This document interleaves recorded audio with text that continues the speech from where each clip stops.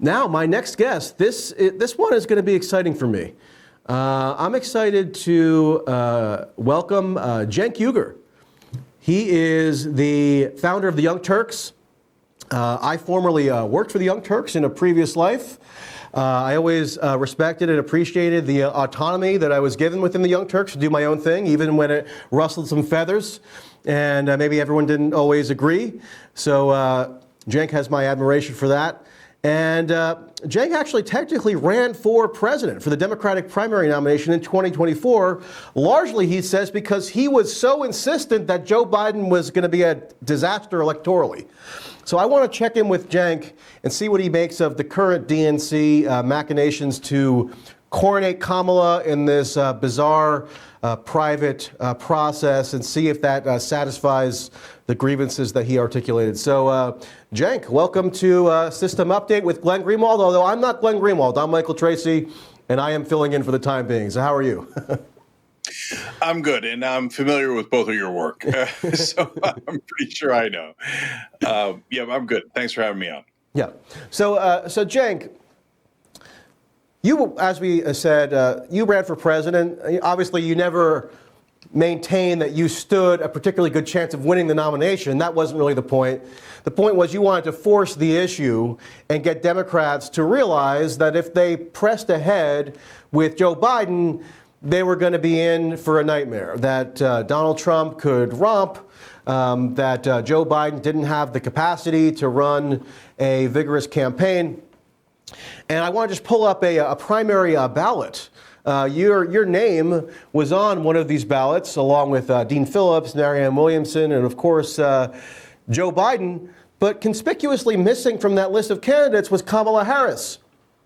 So one of the points that I've been making is that Kamala Harris is being ushered to the nomination through a process that has remarkably little actual small d Democratic input from voters. She hasn't had to win a single vote, a single primary. She got a grand total of 0 delegates in 2020 and 0 in 2024, at least if you go by state and territory primary election outcomes. So I thought we were going to get this open convention process where they could have a mini primary or something truncated to actually gauge the will of the electorate. And in fact, Joe Biden was denouncing these insider maneuvers against him just in the past couple of weeks because he said that they would thwart the will of the primary voters. And we're now even told that the DNC is going to have a virtual nomination still, a virtual roll call before the convention, basically negating the whole purpose of the convention, which they were going to do with Biden. Now they're going to keep doing with Kamala, so that nobody can even contest it apparently on the floor, or the whole purpose of a convention has now been overturned. So what do you make of it? I mean, does this satisfy your criticisms of how the primary process was conducted now that Kamala is just having the red carpet rolled out for her? Well, let's start with a fun fact. I have received more votes for president than Kamala Harris has. That is a fun fact. That is a very fun fact. Yeah. And not only am I just an online talk show host, but I'm a naturalized citizen. So that's why I was only on 7 ballots. That's a civil rights issue somebody should get back to someday. But that was, of course, not the primary reason that I ran. I ran, as I stated from the beginning and in almost every interview that I did. It was an act of desperation because I felt like we were all on board the Titanic and we all saw the iceberg, or at least a lot of us saw the iceberg, apparently. And I was actually surprised later in the process to find out that Blue MAGA existed and that they actually they didn't see the iceberg at all until the debate. But I saw it. I know a bunch of people saw it. And I thought, well, it doesn't look like anybody's going to do anything about it. So I'm just going to lunge into the captain's quarters and try to move the wheel. Because otherwise we're toast and Donald Trump's going to win and God knows what happens to democracy, et cetera, et cetera.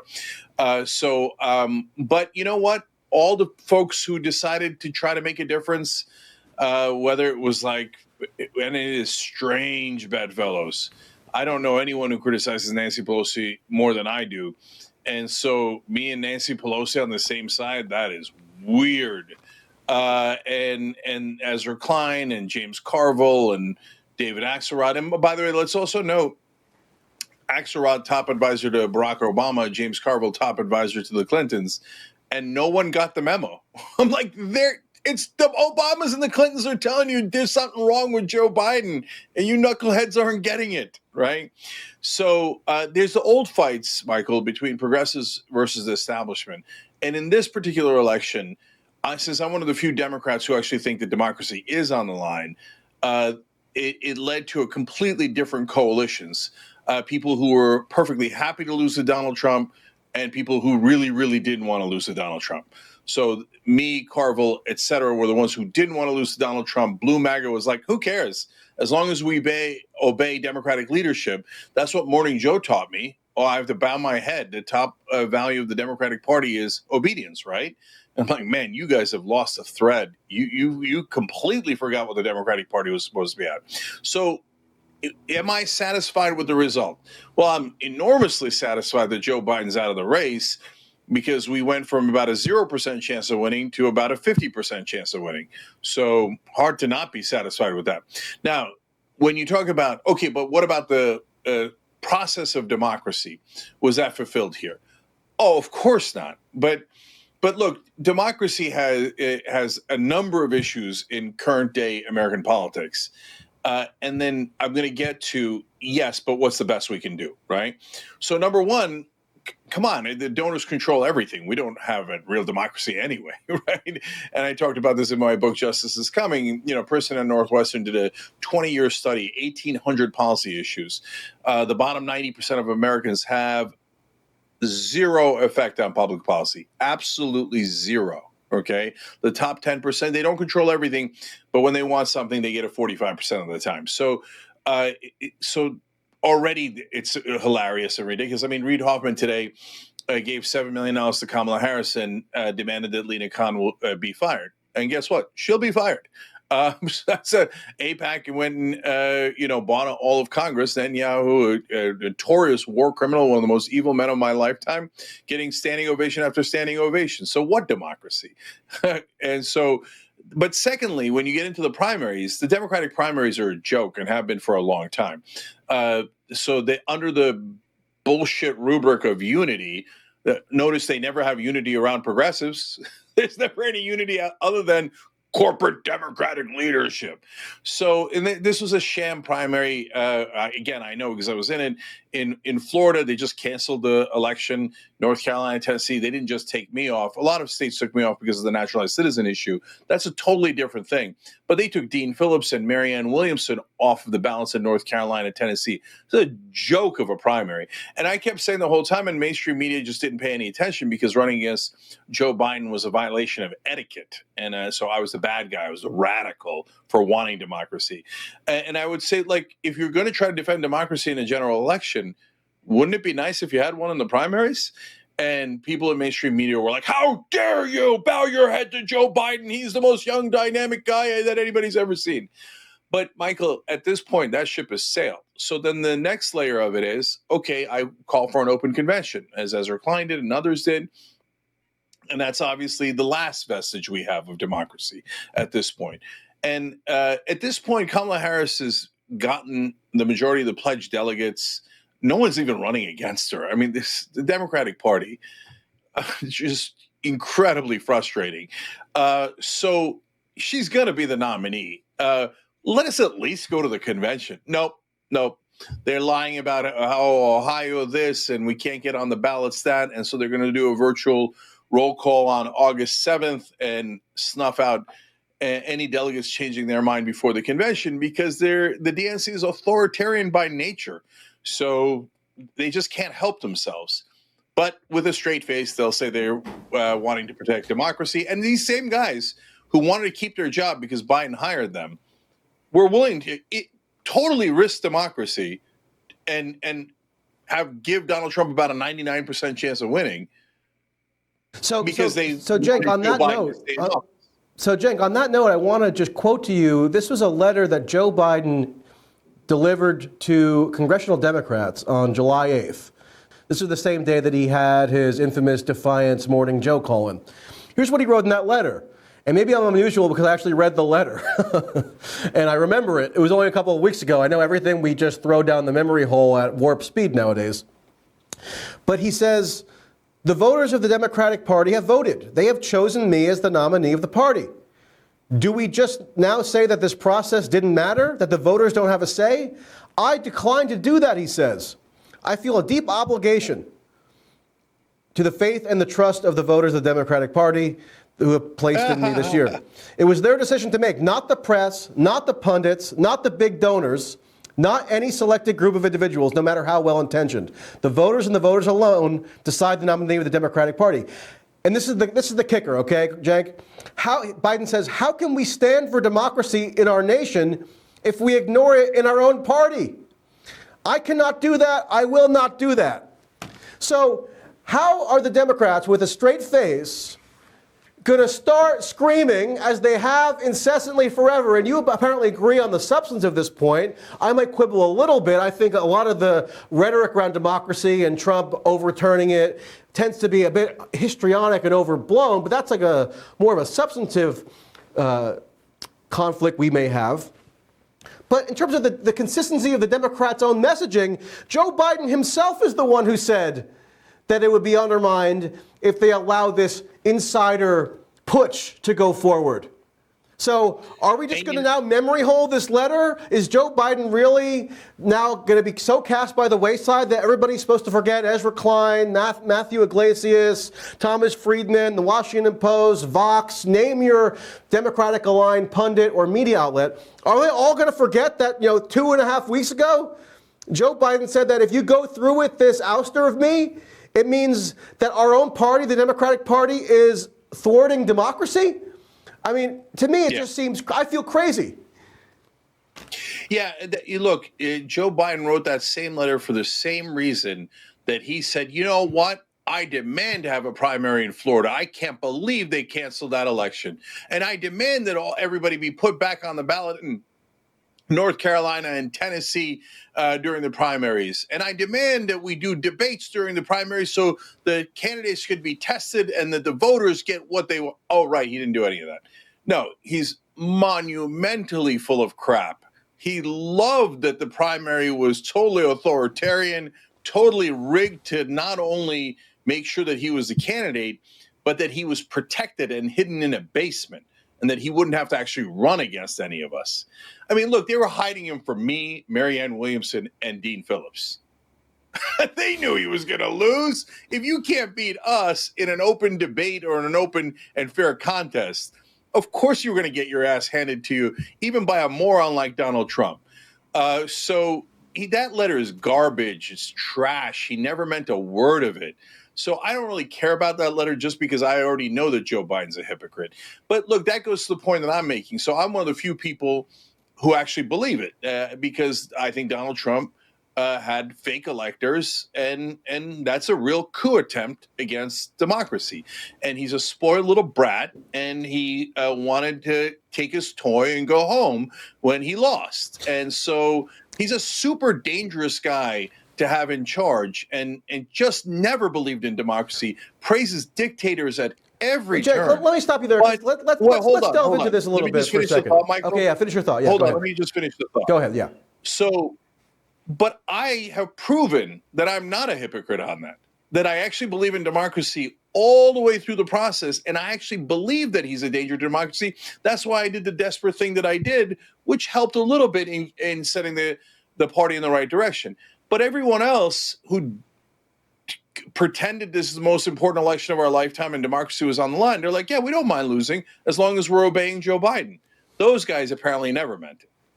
Yeah, so let's delve into this notion that Donald Trump represents some profound threat to democracy. This couldn't be more standard rhetoric among Democratic partisans, and you say you believe it. I believe you, that you're sincere in your contention on that. And I will also acknowledge that you're consistent in matching your actions with your words, because you took the rather drastic step of even running yourself to try to make clear that you thought the threat was so severe that it compelled you to, throw your own hat in the ring. So I fully acknowledge that.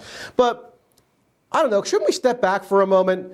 does Donald Trump throwing a hissy fit after the 2020 election and trying to come up with cockamamie theories as to how, Mike Pence could potentially take a different set of electors than the ones sent by the states, and that was denied by Pence, and then he whips up a mob of yahoos who really had no ability or even seeming intention to overthrow the United States government. I mean, temporarily delaying a legislative proceeding on January 6th of 2021 never even had the ability or the possibility of actually in any way implementing a coup in the United States government. That's outlandish rhetoric to underscore the pre-existing grievances that people have about Donald Trump. So I agree, and people on the right get mad at me all the time because I don't buy into the election fraud stuff that I don't feel has ever been remotely empirically proven. But Donald Trump, throwing a tantrum and then leaving power and now running again. I mean, so let me ask you this. What would Trump do if he were to win this time that would actually sabotage democracy? Would he not obey the Constitution and leave power after a second term? Would he defy the 22nd Amendment? I think that's the correct amendment. Like, what tangibly would he do that would flush democracy down the toilet? That's what I'm not clear on the specifics of what people are alleging when they make this argument. Yeah, so he would do anything and everything to keep power. He has said that he would suspend the Constitution. So he's not unclear about it. But Michael, you're incredibly wrong about what he did after the 2020 election. It was not some sort of is he a spoiled brat who didn't like that he lost and he's a loser and he has been his whole life? Yes. But it was not inconsequential, and it totally could have worked. So let me explain that plot. So, and Peter Navarro wrote a whole book about it. They have memo after memo, which I've read, including a memo that said fake elector memorandum. And in fact, I just interviewed Rudy Giuliani at the RNC, and he admitted a part of the plot. So the idea wasn't just a delay on that day. So mainstream media is super frustrating because oftentimes they're simpletons and they just want to show you pictures and they can't really explain concepts. So the guys who entered the Capitol on January 6th, it's not like they were going to keep the building and that somehow that was going to be the coup. And I feel like Democrats and mainstream media leave people with that impression. That's preposterous. No, their job in this plot was simply to delay the proceedings. So why would delaying the proceedings matter? Because the next step in that plot, again, written by Eastman, who is Trump's lawyer, is then you say, well, since we couldn't certify the election, we have no choice but to go back to the state legislatures and ask who are their electors that they want to send up.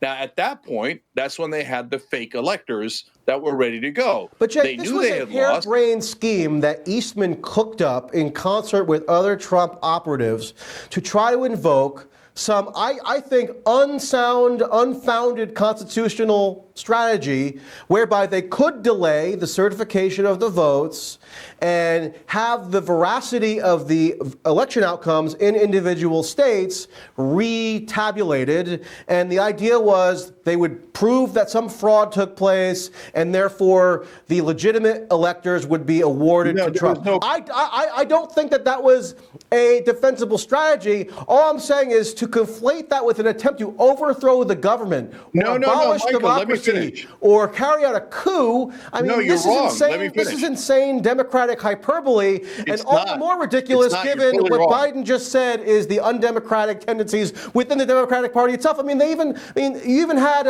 Democrats in individual states try to strike Trump from ballots by invoking this insurrection clause of the Constitution, and the Supreme Court unanimously said that was not legitimate. So I just think that, if you want to talk about democracy, I'm not saying you, but if Democrats or whomever wants to venerate the sanctity of democracy, well, you have points that are scored on each side in terms of democratic infringements, right? Including on the Democratic side and the Republican side. Doesn't mean that they're equal, and I agree that what Trump did after the 2020 election was discreditable, but it seems like there's this inveterate need for Democrats to just chronically exaggerate what that actually signified. The reality is there was never a chance. It was impossible that it ever would have actually overthrown the government.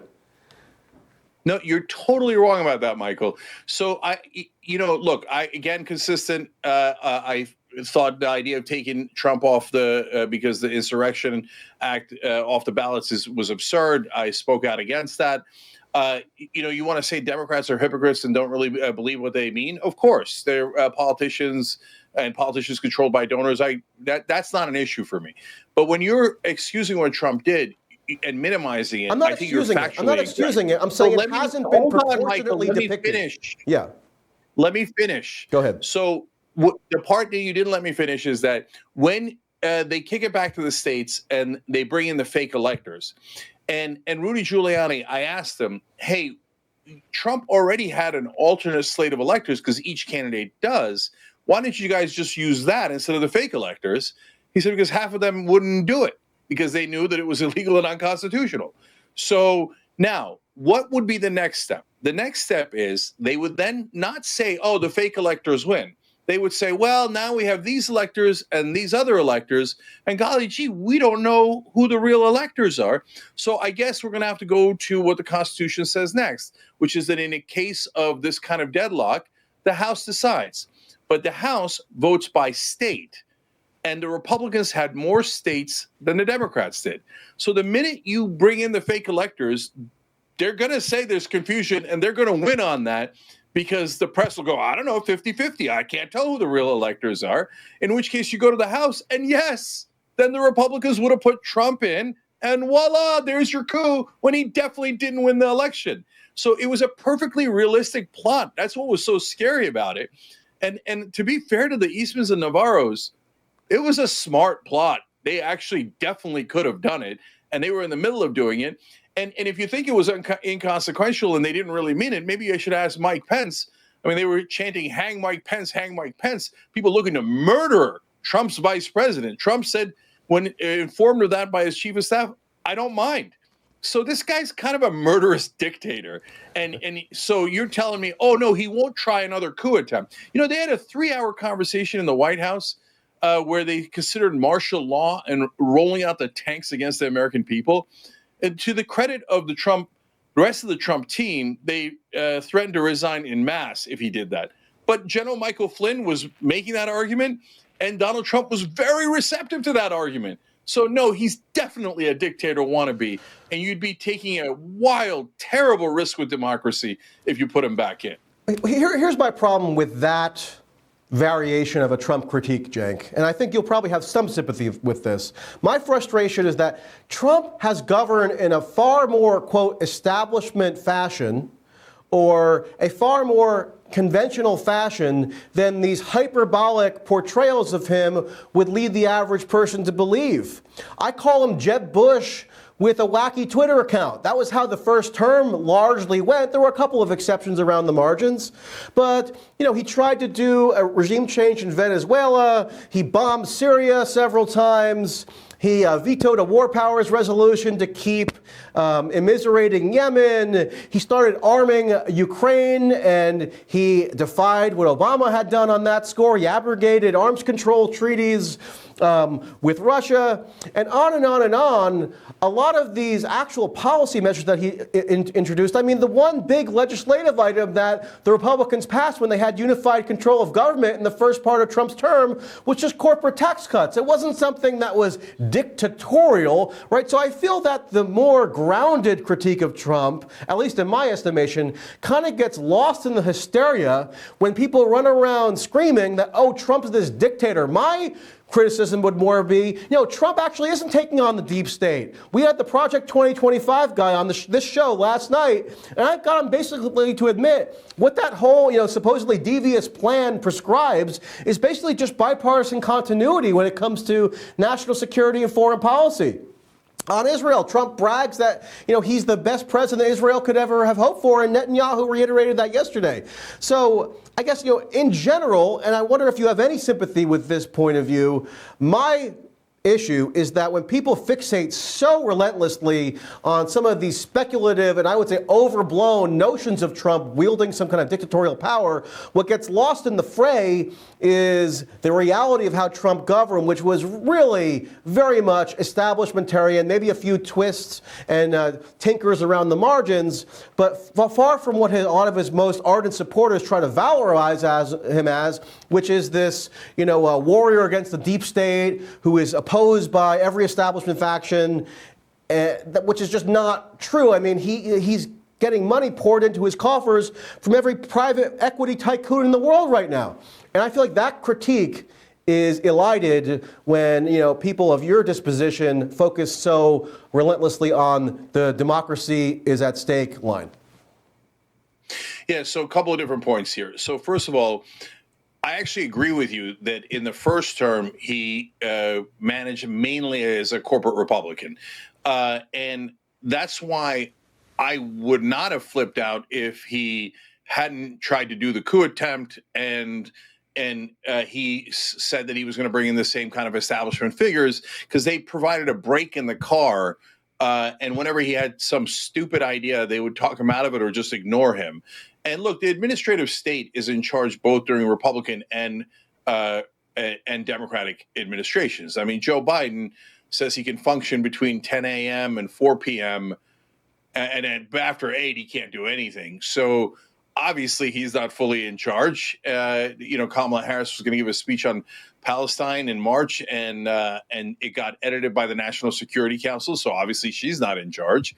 And during Donald Trump, he would give insane orders. He said, I want to increase the amount of nuclear weapons we have by tenfold. And they walked out of the meeting, and Rex Tillerson said, he's a fucking idiot. Let's just ignore him. And they all did. And that happened over and over again because he's too stupid to realize they never even followed his orders. That would have bankrupted the country anyway. But one of the things I am concerned about this time around, Michael, is that he's saying that he's not going to have the same establishment figures. Now I loathe the establishment figures because they're all corrupt and they all work for the donors, but they're not insane. They have different problems. Insanity is not one of them. But if he removes all those people and he just goes with his instincts, then we're cooked. His instincts are maniacal. So, I mean, you can go back to the dictator stuff where every time he talks to, ironically, communist dictators like Kim Jong-un, Xi Jinping, et cetera, he says, man, it's amazing. People always stand up and applaud him, and no matter what he says, they listen to it. Yeah, because otherwise he murders them, right? And and then in terms of policy, I think these MAGA policies are super extreme, and without the establishment brakes in the car, they're going to run that car right off that cliff. So that's a second giant problem in reelecting Donald Trump. But Cenk, I can just hear the online right-wingers swelling with glee hearing you postulate that in a second term, Trump is going to diverge dramatically from all these establishment influences, because that's what they want. Right? But I was at the Republican National Convention last week, too. I saw you briefly, but I was running around like a maniac, so we didn't get a chance to talk that much. But I grilled a lot of Republicans on this very point. And one thing that a lot of them told me was, don't worry. All these hysterical liberal fears of Trump are once again overwrought, because guess who he's going to be bringing back into the fold? Mike Pompeo, who had a prime speaking role at the convention again. Robert O'Brien, who was another Trump national security advisor, who was on Face the Nation recently and was saying, look, we need to sanction Russia even harder than Biden. That's how we're going to force some kind of settlement in Ukraine. He's surrounded by people associated with this thing called the America First Policy Institute, who are submitting to him policy proposals about how the U.S. has to keep arming Ukraine. So it's the polar opposite of these MSNBC-style histrionics about how Trump is Putin's puppet, he's going to totally depart from mainstream policy consensus. I just don't really buy it, and I think it's kind of unjustifiably almost glamorizing or valorizing of Trump to assume that he even has the the organizational focus or presence of mind or even interest to do something that's genuinely anti-establishmentarianism. Who are these anti-establishment figures that he's supposedly going to be filling his administration with? I don't know who they are. Everybody who's been basically cultivated by this so-called Project 2025 thing, or they're just conventional DC conservatives. So I just don't really see this outcome that you're warning is so much likelier under a second Trump term. Yeah, so here again, I partly agree. So Trump is both complicated and simple. So he's complicated in that you can't pigeonhole him as purely establishment or purely populist. I mean, again, I think he's a fake populist. Or he just suggested he would appoint Jamie Dimon as his Secretary of the Treasury. Yeah, absolutely. So I get it, and he's definitely not purely MAGA. So he's complicated in that he doesn't fit into the political spectrum in the conventional way that we think of it. But he's simple in that he's very easy to solve. He just cares about what's good for Donald Trump. Period. End of sentence. Doesn't care about anything else. Okay. So why does he then seem like an establishment character when he says, "Oh, maybe I should bring Jamie Dimon in"? He is Steve Mnuchin. He had more Goldman Sachs bankers in his cabinet and his administration than any other president in history. So he brings in all of these establishment figures because he wants money, and he's always very clear about that. He's like, "Look, the Saudis give me $30-40 million an apartment. What am I going to do? Not like them?"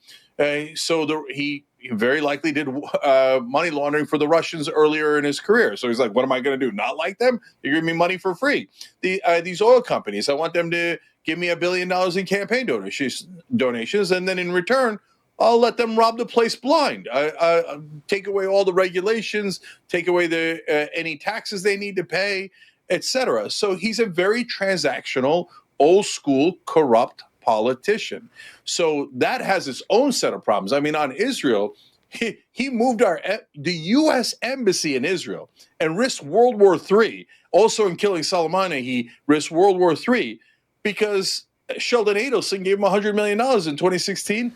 And then for a job well done, he gave him another $100 million in 2020. And Miriam Adelson was at the Republican convention for his own benefit. And Miriam Adelson, you might have seen, was at the Republican convention last week in one of the VIP suites, flanked by Ted Cruz, Glenn Youngkin, Kari Lake, and has pledged a minimum of another $100 million to a Trump super PAC for 2024. So that's why I'm trying to suggest that it's probably more of the same, more than it is going to be some radical departure. Otherwise, why is he getting showered with even more Adelson money than he had the first time? I think if anything, you could foresee something like Trump just allowing Israel to annex the entire West Bank. And actually, on that note, Cenk, and I want to wrap up on this, and I appreciate your time. I want to go to a clip of Kamala Harris, actually, from AIPAC, the AIPAC convention in 2017, and get your reaction to it. So let's play that clip, please. So let me be clear about what I believe. I stand with Israel because of our shared values, which are so fundamental to the founding of both our nations. I believe the bonds between the United States and Israel are unbreakable, and we can never let anyone drive a wedge between us. Our bonds are rooted in our shared history and are strengthened by the ties between our peoples. And in the words of Shimon Peres, whose loss we mourn so deeply, for Israel's existence, we need the friendship of the United States of America. And of course, he knew that feeling goes both ways. And there's no question that friendship and our partnership must be unwavering.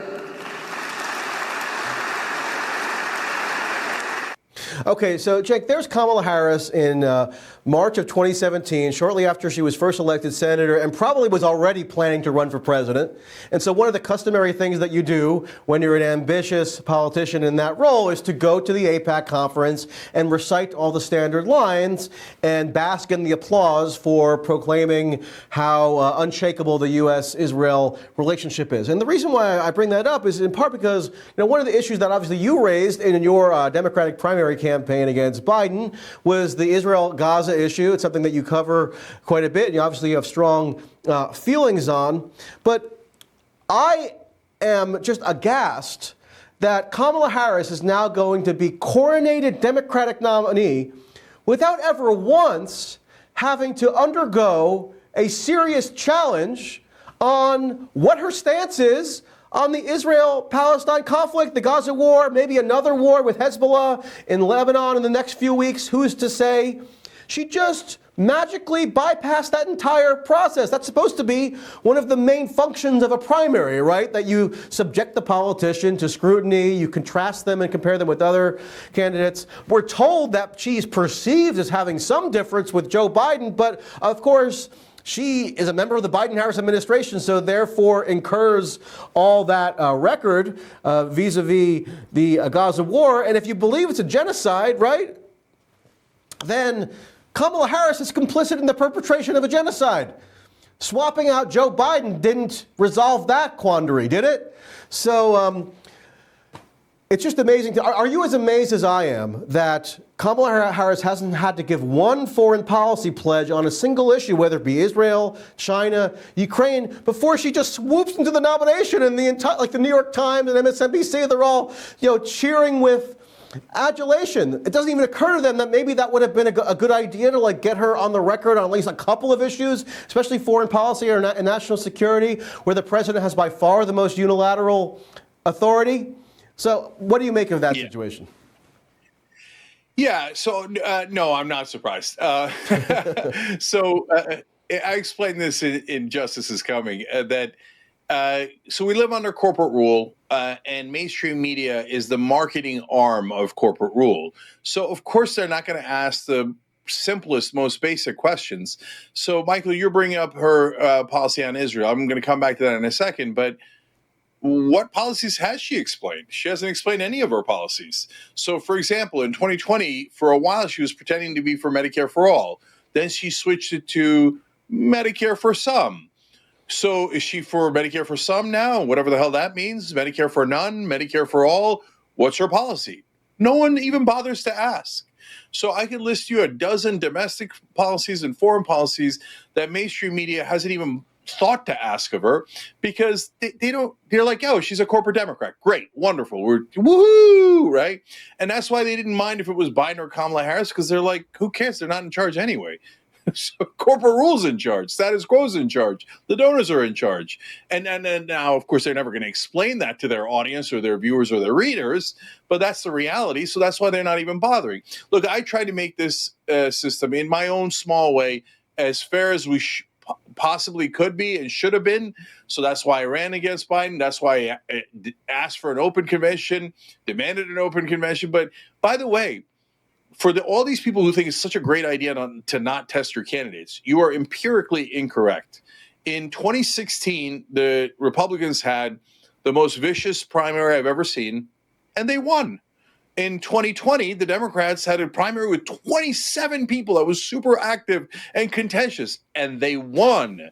Cenk, on that note, very quickly, as a point of information, remember when Howard Dean was the chair of the Democratic National Committee after the 2008 election?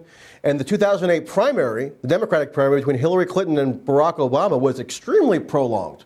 And I wasn't a journalist at this point. I was just hosting Howard Dean to come speak at my college event. But he told me privately that he attributes the reason why Obama went on to win Indiana and North Carolina in the general election in 2008, which were staunchly Republican states, especially Indiana, that one was a shocker, was because that extended primary process forced Democrats to do lots of organizing in states that they otherwise wouldn't devote organizational resources to. So that just further bolsters your point about it being the opposite of empirically proven, that even a bitter primary redounds to the disadvantage of the eventual nominee. So first primaries in Kamala Harris on Israel. So on the primaries, look, when you have a contested primary, you get literally billions of dollars in free media. Throwing that away is political malpractice. And they say, oh, that's okay. We're going to throw that away because Democratic leadership is so wise that they're going to anoint a leader, and that leader is always going to win. So all you have to do as Democratic voters is obey authority figures, which was the whole, like, it's exact opposite of what the Democratic Party was supposed to do, right? And those rocket scientists said that Hillary was a guaranteed win in 2016 and that Joe Biden was a guaranteed win in 2024. So if you believe those guys, you're a schmuck. So no, you should have contested primaries and pick the strongest candidate. That's super obvious unless you're brainwashed by mainstream media and the DNC. Now, to Kamala Harris's position on Israel, it is identical to every politician in America. They all have the same exact position, which is Israel will get whatever they want. We've given them $300 billion because they're our special ally over the years. All right, if they're such a special ally, when are they going to give us the $300 billion back? Oh, I see. This special friendship only goes in one direction, where we start wars for you, we give you hundreds of billions of dollars, we let you commit every war crime in the world, we protect you in the UN. But is Kamala Harris different than any other Republican or Democrat? No, they all kiss Israel's ass, and they do it because AIPAC funds their elections. Mystery solved. Yeah, so Cenk, let's conclude with this. I know a couple of months ago, correct me if I'm wrong, but you went on like some kind of hiking excursion out there in LA with Robert F. Kennedy Jr. Is he a viable alternative at this point to you, or are you all on board with whatever the Democratic Party, barfs out as an alternative to Trump? I mean, it seems like this is a climate that really should have been as ripe as ever for a third party. Robert F. Kennedy Jr. has gotten some traction. He has identified a certain void in the electorate for what at least certain elements want, who are disillusioned from the two-party system. So I guess just as a concluding thought, why isn't it that he seems to be rising up as a truly viable alternative, at least to the point where you would be more willing to entertain him as somebody to advocate for and to vote for? Why just revert back to the default of whoever the Democrats deign to beset us with? Yeah, so there's a difference on whether I think he's got a shot and whether I think that, he should be considered. He doesn't have a shot because mainstream media totally assassinated him, right? Character assassination, every slight thing. Maybe not the greatest verb to use with respect to Robert F. Kennedy Jr., but I take the point. You meant metaphorically. Yeah, of course. Yeah. And that's why I said character assassination. Yes. And so, look, for example, that the brain worm, like he shouldn't have said that even in a divorce deposition many years ago, because of course it could be used against you. But it turns out millions upon millions of people have the same condition. Now, did you get that from mainstream media? No, you didn't get it. All you got was, crazy guy, brain worm, not backed by the establishment, right? So I'm not in that camp. So we had Bobby Kennedy Jr. on the show on the Young Turks. We gave him a super fair hearing. If you watch that interview, I think everyone across the political spectrum will think that was fair. And so what's my issue? Well, there's a couple of positions he has that I think are actually really great and that nobody talks about. And there's a couple of positions he has that are potential deal breakers. So look, I believe in vaccines. I don't know when it became a populist thing to hate science, but I don't hate science. I don't think that Bob on Facebook knows better than 99% of the doctors in the world. So that's tough for me. And I know that his position is a little bit more complicated. Actually, Trump's position on vaccines is arguably worse. But and then the second problem is Gaza. And I know, all the politicians are the same. I just said it. But he's just so bad on Israel that they're just the most beautiful moral army in the world, and preposterous statements like that. And especially if you're going to position yourself as opposing the military-industrial complex and you're fighting all these establishment interests, and yet you're among the most vehement political figures in the entire country in championing Israel in its ongoing offensive. I mean, that's almost an irreconcilable contradiction. Yeah, there is a potential explanation. But anyway, but like if he meant it on the military industrial complex, he says he'd cut the Pentagon's budget in half, Yeah, the half that they can't ever seem to find when they can't pass an audit. Now that's an unrealistic one. I would love it, but it's never going to happen. But at least if he went in that direction, I would like that. His stance on money in politics is fantastic. He's for a convention, an Article 5 convention to get around Washington and propose a constitutional amendment by the American people. I love that. That's as populist as it gets. It's exactly what a group I founded called Wolfpack is trying to do. It's nonpartisan. And then finally, his best policy, I mean, that money in politics is the most important issue, so that's his best policy. But one that's not being talked about at all, and that's fantastic, is his housing policy. He says he would prevent private equity from buying residential homes. Now, that is doable. They weren't buying residential homes just a couple of years ago. They're the ones that have driven up the housing market prices so that it's unaffordable for the average American. And they're the ones choking off wealth creation in this country because we mainly create wealth through purchasing homes. And now the bankers are going to buy all those homes and drive us out of the market. If he prevented that, that alone might be worth it. So I've got an open mind, and I'm not a robot from mainstream media. So I look at his upsides and his downsides as I do with Trump and Kamala Harris. And at the end, I'll make a decision on who I think is the best. But right now, his deal breakers are hugely problematic for me. So very likely I'll vote for the Democrat. All right, well, Cenk Uygur, we really appreciate you joining us. Like I said at the outset, I did in a previous life even work for the Young Turks briefly.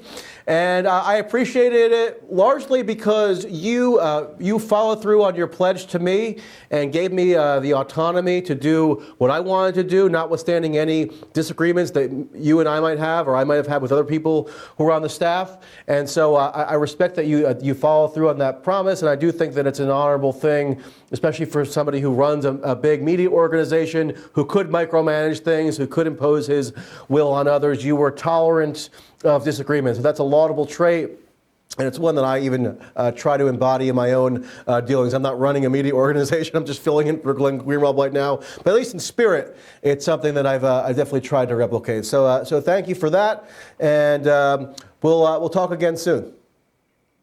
Thank you, Michael. Appreciate it. All right. Thanks for watching this clip from System Update, our live show that airs every Monday through Friday at 7 p.m. Eastern exclusively on Rumble. You can catch the full nightly shows live or view the backlog of episodes for free on our Rumble page. You can also find full episodes the morning after they air across all major podcasting platforms, including Spotify and Apple. All the information you need is linked below. We hope to see you there.